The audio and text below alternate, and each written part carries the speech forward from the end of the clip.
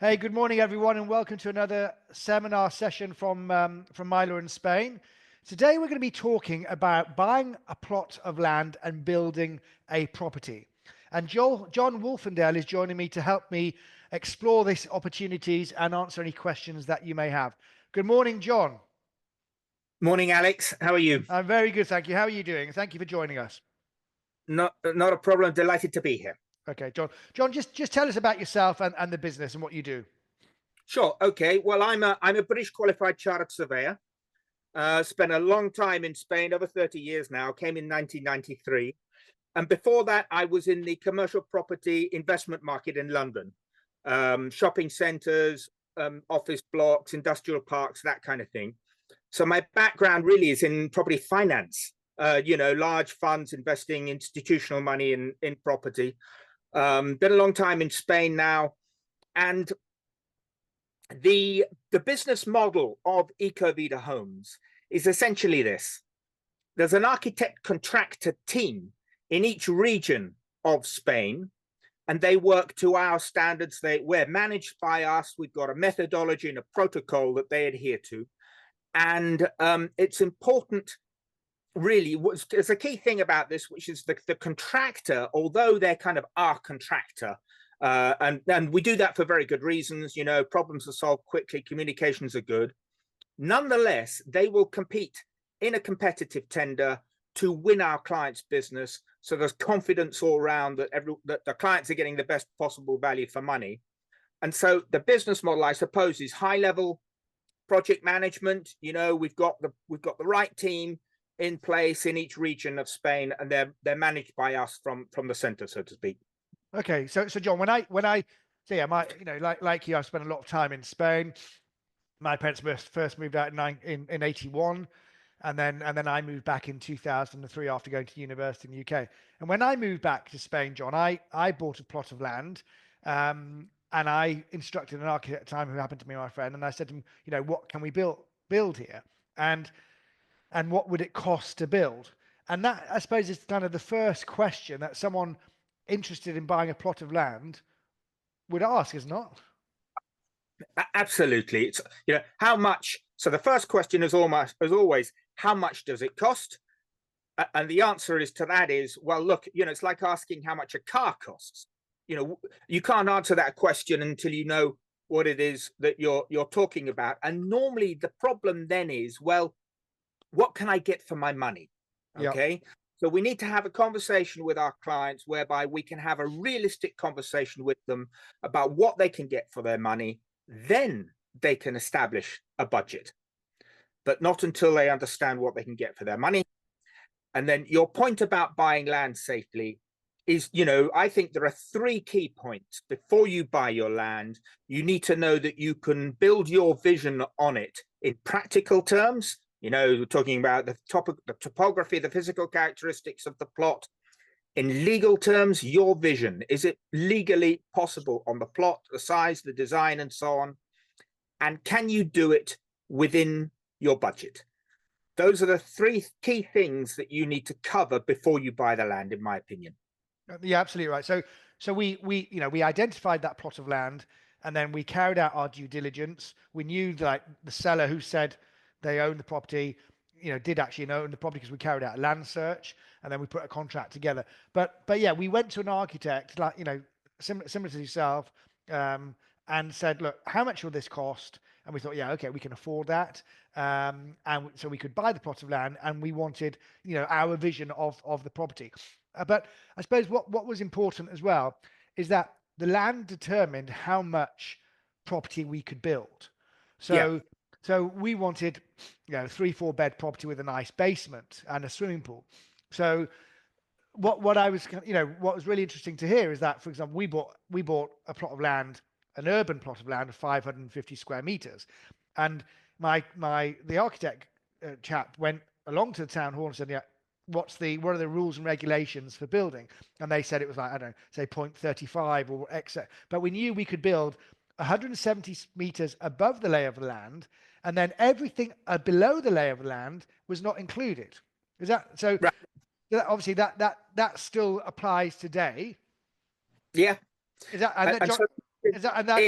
is that generally across the board, John? Because we've got a large basement which we spend quite a lot of time in that basement.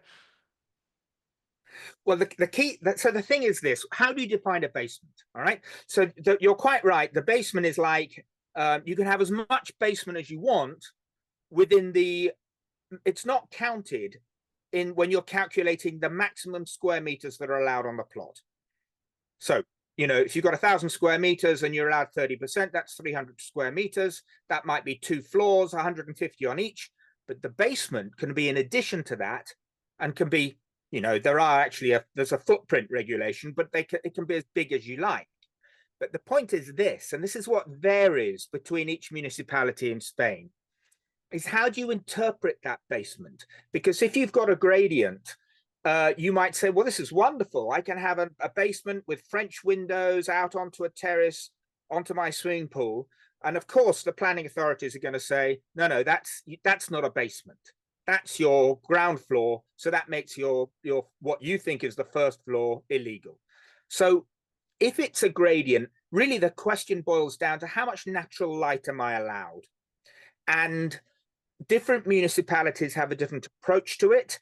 It may be complicated if the gradient varies. At one end of your plot, it's quite shallow, but at the other end of the plot, as you go along the plot, it becomes a deeper gradient.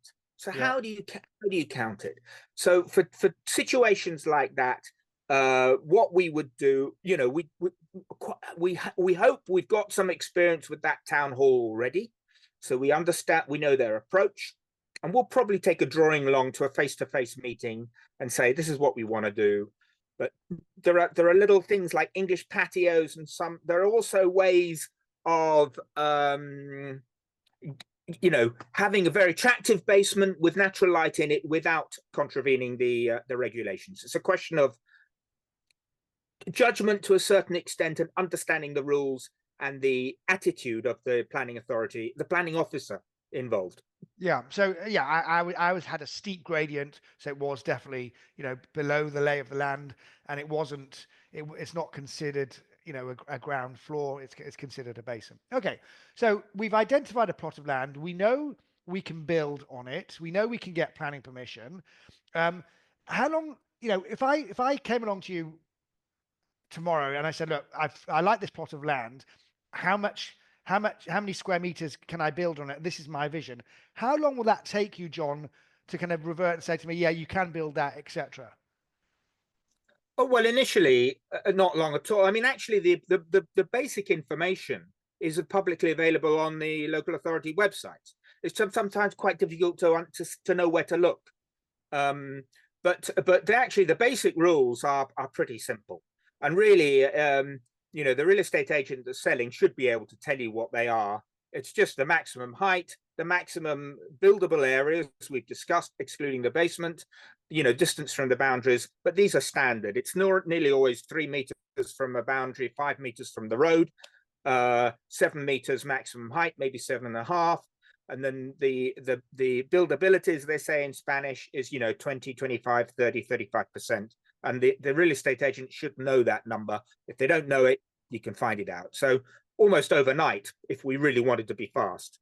Okay, that's good. So so I found, because I found the property market is moving quite quickly, and obviously plots of land take a little bit longer because you've got to do a bit more due diligence. But we found the plot of land. We've come to you. We know now how much we can build, and now then, John, we need to know, I need to have a rough idea of how much this is going to cost me to build. And I know, there's a big difference between, building the Ford Focus or putting the Mercedes estate there, right? And whether I want, a panoramic roof and all that sort of stuff, or infinity pools, if we're talking euphemism. But so, what do you have a kind of a guide for how much per square meter a property would cost to build from the ground up? Yeah, I mean, you can use, so the way the industry talks about, euros per square meter. It's a bit dangerous, I always say, doing that as if they were buying apples in the grocery store. But nonetheless, we do that, providing that it's always clear at the beginning that that number excludes a few important things, and I'll run through those very quickly with you. But you might say, you know, the range is probably between 1,800 euros per square meter at the lower end, and there's no upper limit, as you can imagine. But you know, a reasonably good, you know, sort of Marbella type villa, you know, 2,300 euros per square meter for something pretty decent, as turnkey solution, professional fees plus taxes plus everything outside of the actual building itself. The front gate, the swimming pool, the pergola, the terraces, the driveway, all that is in addition to all of this. And of course, any extra costs that there may be for preparing the site, particularly if there's a slope on it and you need to build a retaining wall or something like that. Okay, so you're talking build roughly starting point 1,800 euros, and then the extras. The extras are, like you said, swimming pools, pergolas, garages, yeah, everything else you So want. top, and we can have a stab at those. Yeah. Okay, and especially if we're looking at the plot and we've understood our client's vision. That's the whole point of. And by the way, you can go under 1,800 euros per square meter, but we need to be very cautious that you know, our clients' expectations are going to be met if we do that. And we do that by looking at images, checking, you know, where do they currently live? What does that look like? How much might that cost? And, you know, drilling down on what it is they're really is important to them. Sure. So, John, you very kindly sent me some information about a plot of land that you built already for clients. I'm going to Yes. share my screen with Okay. everyone. Just talk us through this. That's the plot in La Alquería, Yeah. which is a golf course not far from Marbella. And actually, we'd actually started to prepare the site there. We spent quite a long time with this couple from London, a professional couple from London, investing their own money in this. And we looked at lots of sites with them before opting for this one. And we went through the due diligence with them. You know, we got to know them pretty well by then. So John, sorry, let me just interrupt you. So that's a really quite important point. So, you know, a lot of clients come to us. We love talking to clients before they've actually found a plot of land or property, so we can talk to them about what to do before. So prepare them for their property purchase. But what you're saying, that's the kind of service you do offer as well. Then you can help them Yeah. identify. They can come to you with a vision, and then you can help them find that plot of land. Well, up to a point. I mean, because we're not estate agents. Really, what we can help them do. I mean, so I could introduce them to some estate agents that we know, but it's important to remember that when we stand on a plot to evaluate it, we're going to be saying everything that's bad about the plot as well as everything that's good about it. So our service is mainly focused on helping our clients buy the land safely and have a sensible negotiation on the purchase of it. Okay, and of course we can help with that on the legal side. And this then, John, you sent me this through. This is the first design of the property. That's the render. We did that. That was a design. One of the architect. That was the architect's design on that particular plot before we'd started to build it or anything. So we spent a long time with the clients iterating on this, making sure that the decisions that we made fitted within their budget. And that for all the you know, hundreds of different considerations to be taken into account, this is what they wanted. Well, it looks amazing. So obviously Lovely. we got a bit there, more of a digger. Is that you in there, John? Yeah. Okay. And so that you know, Alex, is an interesting element to this story, Yeah. which is that we did encounter a problem when we started digging. We started digging in the winter, in the February, which was actually quite good because we found a lot of water under the site, a small stream actually running over the property. Wow. And so we're able to adjust the foundations and improve the drainage, strengthen the impermeable membrane. There are English patios down there which are completely dry. Best rooms actually in the house, and you know, it was one of the sort of slightly an unexpected problem that we were able to solve. But of course, if you work with us, there's always in the budget. There's always a margin for unforeseen extra costs. Okay, so that's good. So this is the property now. You know, what would you say that's the kind of, that's the structure completed?